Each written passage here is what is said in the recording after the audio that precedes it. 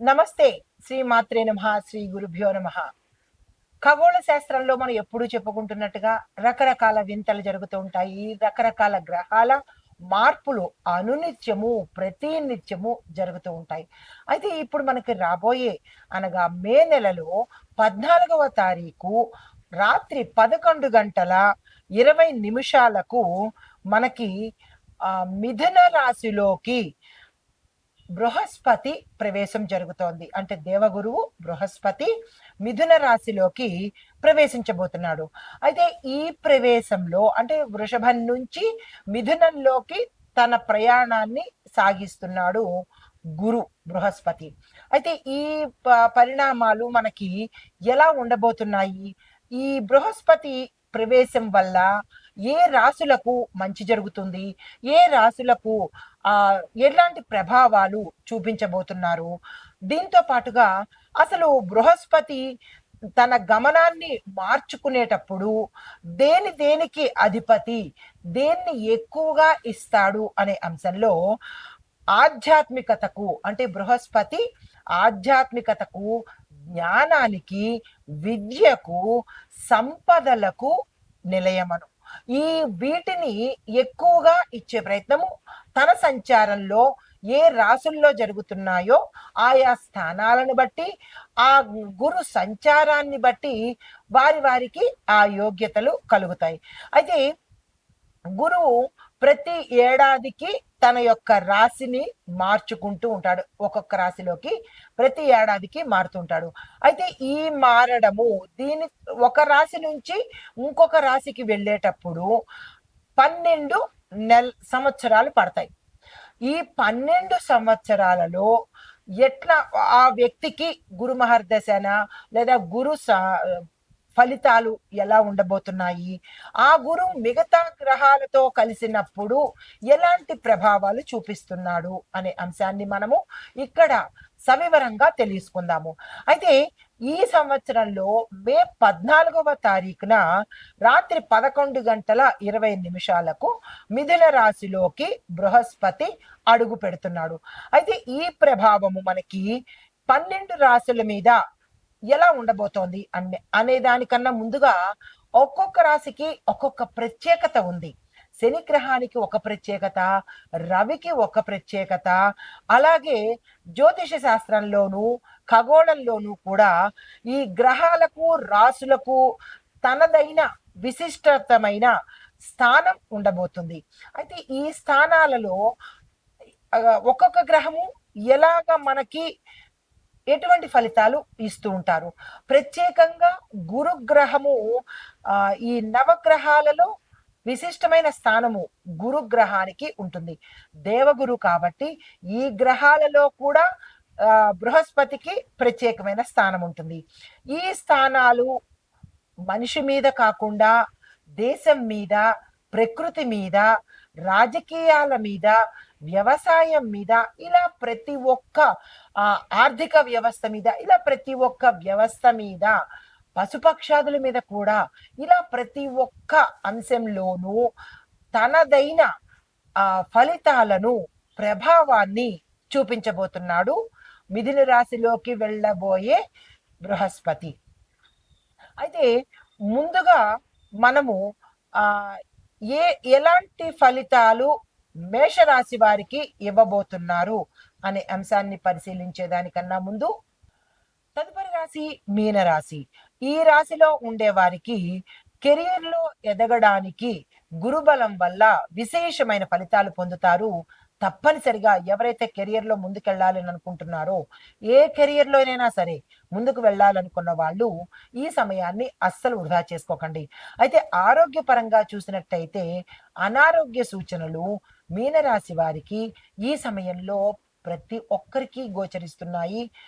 మీ స్థాయిని బట్టి చిన్నపిల్లలకు ఒకలాగా, నడివయసు వాళ్ళకు ఒకలాగా, వృద్ధులకు ఒకలాగా గోచరిస్తున్నాయి.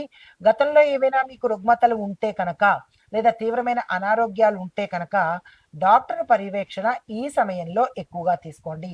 వాత సంబంధమైన పిత్త సంబంధమైన దోషాలు, కఫ, వాత, పిత్త 3 రకాల దోషాలు ఉంటాయి. ఇక్కడ మనకి గోచరించేవి వాత సంబంధ, పిత్త సంబంధమైన ఆ, రుగ్మతలు వచ్చే అవకాశము ఎక్కువగా కనపడుతోంది. దాని నిమిత్తంగా మీరు జాగ్రత్తలు తీసుకోండి. అయితే రియల్ ఎస్టేటు, గృహ సంబంధిత, నిర్మాణ సంబంధిత వ్యాపారంలో ఎవరైనా పెట్టుబడులు పెట్టాలి ఈ సమయంలో అనుకుంటే తక్షణమే పెట్టండి. విశేషమైన లాభాలు మీరు ఉత్తర అందుకుంటారు. ఇప్పుడు పెట్టిన ఈ గురుబలంలో పెట్టినటువంటి లాభాలు, గురుబలంలో పెట్టినటువంటి పెట్టుబడులు మీకు ఉత్తర విశేషమైన లాభాలు కలగజేస్తాయి. కాబట్టి చాలా జాగ్రత్తగా గుర్తుపెట్టుకోండి. నిర్మాణ రంగము, రియల్ ఎస్టేట్ రంగము, గృహ సంబంధిత విషయాలలో పెట్టుబడులు పెట్టుకుంటే కనుక విశేషమైన లాభాలు ముందు పొందే అవకాశం కనబడుతోంది. మర్చిపోకండి.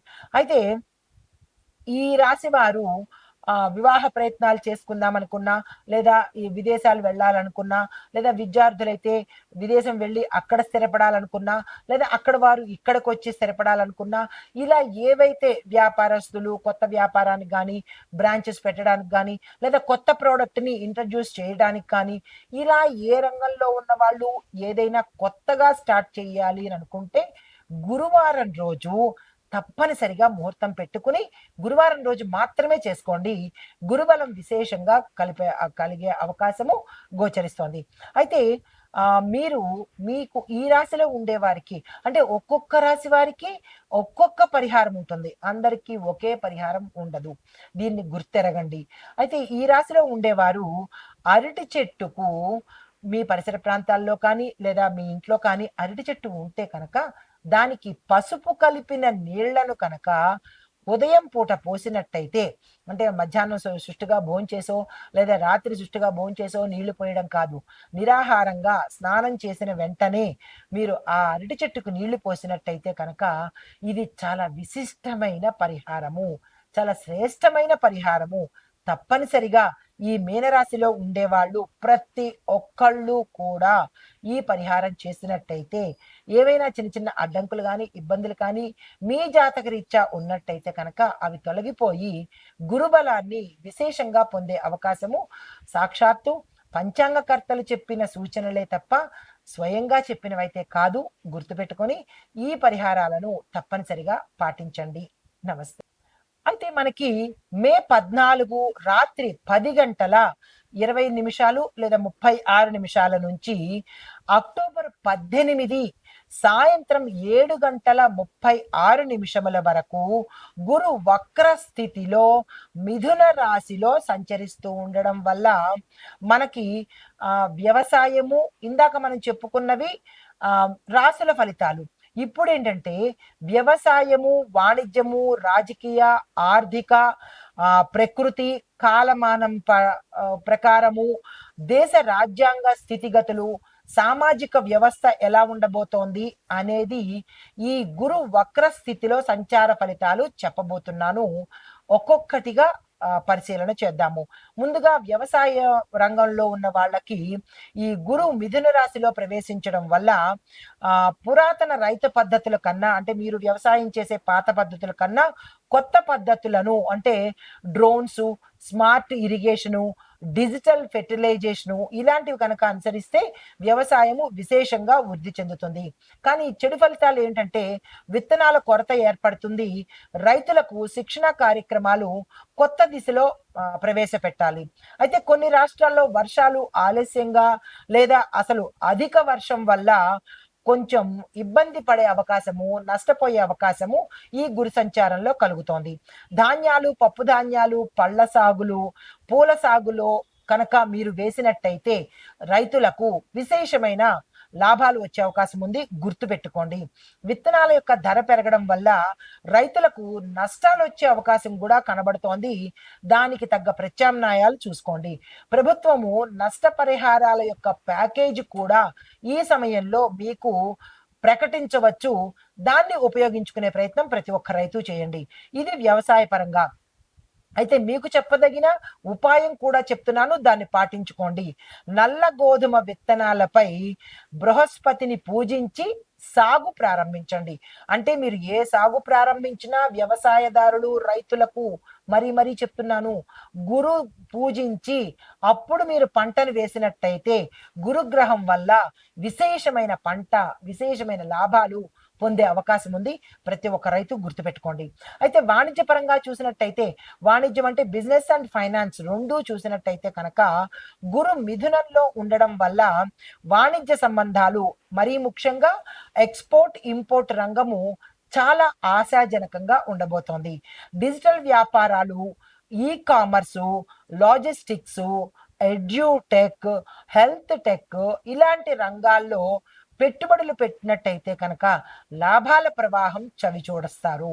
అయితే స్టాక్ మార్కెట్లో హెచ్చుతగ్గులు ఉండడం వల్ల ఏమవుతోందంటే, ముఖ్యంగా ఇన్ఫర్మేషన్ టెక్నాలజీ, ఫైనాన్సు, ఫార్మా కంపెనీలకు చాలా లాభాలు ఉంటాయి. అంటే ఈ స్పెక్యులేషన్ అంటే ఈ ఫ్లక్చుయేషన్స్ వల్ల, స్టాక్ మార్కెట్లో హెచ్చుతగ్గుల వల్ల ఈ రంగాల వాళ్ళు విశేషంగా లాభపడతారు. అయితే బిట్ కాయిన్స్, క్రిప్టో కరెన్సీ వంటి అసాధారణ పెట్టుబడుల మీద ఎవరైనా పెట్టినట్టయితే తస్మాత్ జాగ్రత్త, తీవ్రంగా నష్టపోతారు, మానసికంగా కుంగిపోతారు. మళ్ళా చెప్తున్నాను, బిట్ కాయిన్స్, క్రిప్టో కరెన్సీ మీద ఎవ్వరూ పెట్టుబడులు పెట్టుకోకండి. అయితే రైతు మార్కెట్లు, డైరీ ప్రాజెక్టులు కూడా ఈ సమయంలో విశేషంగా బలపడతాయి. మీకు చెప్పదగిన ఉపాయం ఏంటంటే, గురువారం రోజు జిగురు, పసుపు, గోధుమలు దానంగా ఇచ్చి మీరు ఏదైనా పని ప్రారంభించుకోండి.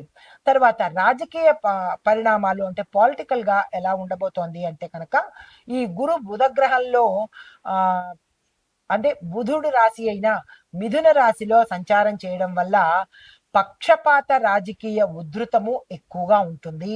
ప్రజలలో విచారణ స్వభావము, నాయకత్వ నిరీక్షణ ఏర్పడే అవకాశం కనబడుతోంది. రెండో పాయింట్, మధ్యంతర ఎన్నికలు కూడా సంభవించేందుకు సూచనలు కనబడుతున్నాయి. కొన్ని రాష్ట్రాల్లో గవర్నర్ పాలన కూడా వచ్చే అవకాశం కనబడుతోంది. అయితే 5 రాష్ట్రాల రాజకీయాలు అనగా ఉత్తరప్రదేశ్, పశ్చిమ బెంగాలు, తమిళనాడు, కర్ణాటక, మహారాష్ట్ర, ఈ 5 రాష్ట్రాల రాజకీయాలు కీలకంగా మారే అవకాశం కూడా ఈ గురు సంచారం వల్ల గోచరిస్తోంది. అయితే నూతన రాజకీయ నాయకులు, తరువాత యువతలో ఎక్కువగా రాజకీయంలోకి రావాలి అనే అంశాలు గోచరిస్తున్నాయి. అయితే జాతీయ వేతన సంఘం వాళ్ళు ఆటోమేషన్ పైన చట్టాలు, సమాజ సేవా రంగాలపైన మార్గదర్శకాలు కూడా వచ్చే అవకాశము ఈ సమయంలో గోచరిస్తోంది. అయితే దీనికి తగ్గ ఉపాయము ఈ వీటిల్లో ఉండే వాళ్ళు ప్రత్యేకంగా మీరు చేసుకోవాలి.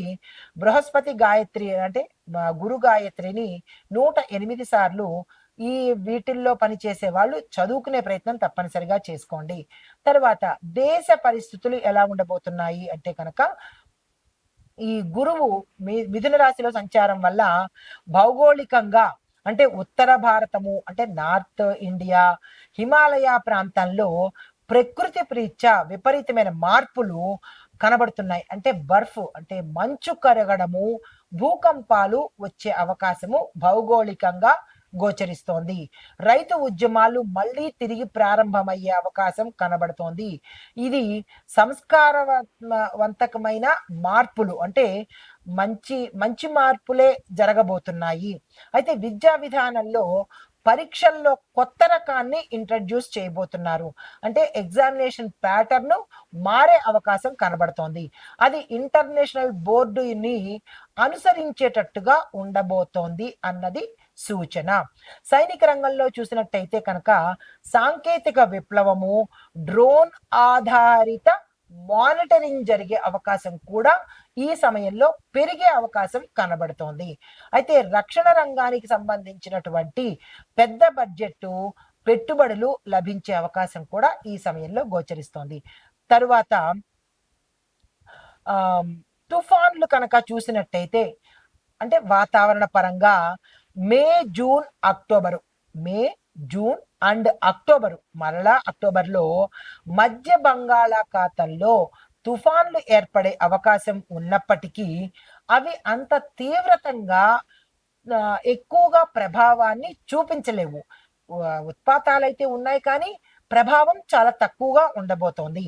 అయితే హిమవర్షము అంటే మంచు వర్షాలు ఈ కాలంలో అంటే వేసవి కాలంలో ఎక్కువగా కరిగిపోయి ఆహ్, అంటే కొన్ని చోట్ల పల్లపు ప్రాంతాల్లో ఇబ్బందులు తల ఎత్తే అవకాశము, సమస్యలు వచ్చే అవకాశము, ల్యాండ్ స్లైడ్స్ మీద ఎక్కువగా తీవ్రత కలిగే అవకాశము ఈ సమయంలో గోచరిస్తోంది. అయితే మరి ప్రకృతి విపత్తులు ఎలా ఉండబోతున్నాయి అంటే కనుక ఆగస్టు, సెప్టెంబరు సమయంలో పలు రాష్ట్రాల్లో వర్షాలకు సంబంధించిన ఎక్కువగా కలగడము, వరదలు కలగడము, తుఫాన్లు ఏర్పడము జరిగే అవకాశం కనబడుతోంది.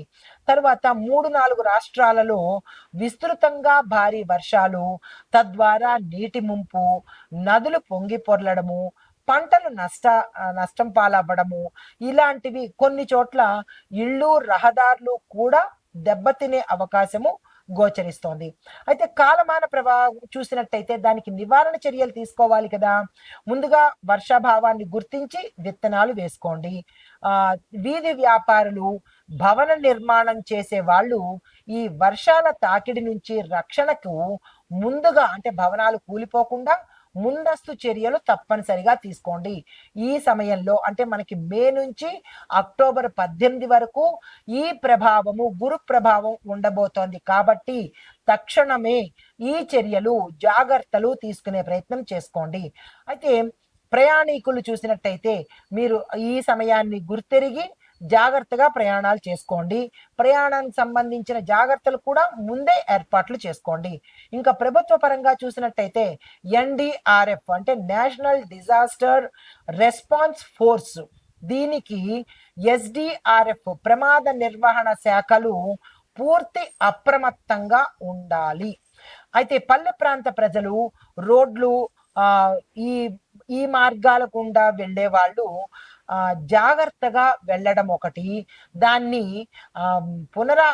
పునర్నిర్మాణం చేసుకోవడము, మట్టి దారులను జాగ్రత్తగా మంచి స్ట్రాంగ్ దారులుగా చేసుకోవడము, సిమెంట్ దారులుగా ఏర్పాటు చేసుకోవడము, పల్లె ప్రాంతాల్లో ఉన్న వాళ్ళు తప్పనిసరిగా ఈ చర్యలు మీ పెద్దల సహాయంతో తీసుకోండి. ఇవి ఈ గురు ఫలితంగా రాసుల వారికి చెప్పడం జరిగింది. ప్రభుత్వము, ప్రైవేట్ రంగాలు ఇలాగా ఒక్కొక్క అంశాన్ని విశ్లేషించి అందించడం కూడా జరిగింది. దీన్ని జాగ్రత్తగా పాటించుకుని ప్రభుత్వాలు కాదు, ప్రజలు కాదు, ప్రతి ఒక్కళ్ళము జాగ్రత్తగా ఉండి గురుబలాన్ని మంచికి మనము ఉపయోగించుకోవడము, మంచిగా ఉండాలి అని కోరుకుంటూ నమస్తే.